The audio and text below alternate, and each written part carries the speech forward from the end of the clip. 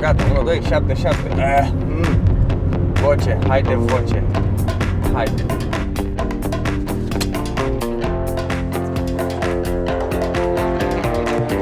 Având o emisiune de matinal, încercăm să discutăm lucrurile care sunt relevante pentru tineri. În special, noi avem o emisiune care se adresează tinerilor și mai sunt aceste subiecte care cumva scot furia din oameni și sunt niște păreri mai tari, dar noi oricum încurajăm dialogul și suntem deschiși și dacă ai un punct de vedere diferit față de al nostru, te luăm în direct în niște limite, adică totuși tu poți să spui ce vrei, dar să nu jignești, să nu te duci într-o zonă prea departe. Bună dimineața! Din nou ești cu Bogdan și Rupel și Ionuț, dimineața la Virgin Radio. Ce facem noi acum, Bogdan?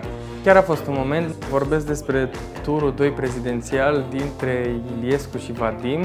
Atunci mi-a explicat mama care e treaba cu Vadim și ce se întâmplă și că chestia asta e o chestie extrem de periculoasă și că acum din 2 orele trebuie să mergem pe la mai mic. Cumva mi-a scos în față discursul ăsta plin de ură și mi-a dat și alte exemple din alte țări și exemplul comunismului, unde tot la fel anumite categorii de oameni și anumite terase de oameni erau persecutate. Și mi-a spus că este fix același lucru care stă să se întâmple iarăși și că nu e ok să se întâmple asta și că ura nu are ce căuta nicăieri și în special acolo, la cel mai înalt nivel. Uite, fix acum mi s-a întâmplat, am văzut, a fost știrea cu omul care intra cu mitraliera într-o moschee în Suedia sau în Danemarca, nu mai știu, într-o țară nordică.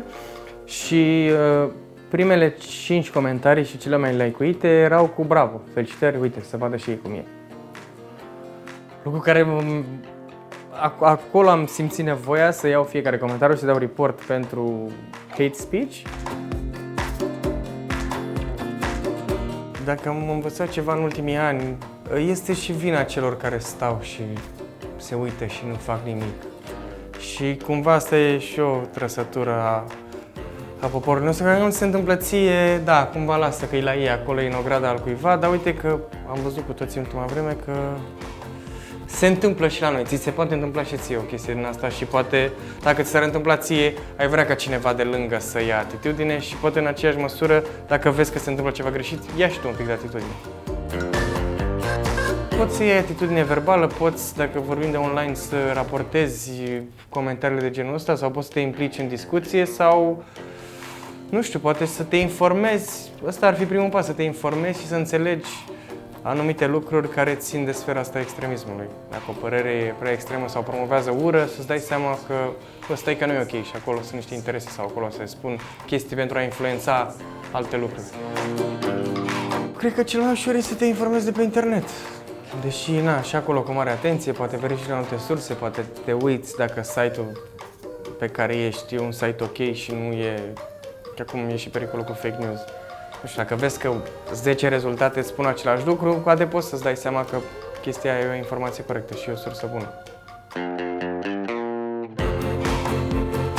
Poate am putea să învățăm un pic din greșelile pe care le-am făcut înainte, pentru că extremismul ăsta tot apare periodic și sub alte forme și până la urmă ce are la bază? Dacă nu ura față de un grup și față de alt grup, poate ar trebui să ne uităm în trecut și să învățăm din greșelile astea pe care le-am tot făcut și să nu stăm impasibili într-o parte dacă vedem lucrurile astea și să acționăm și să tragem de mânecă și să dăm un semnal de alarmă.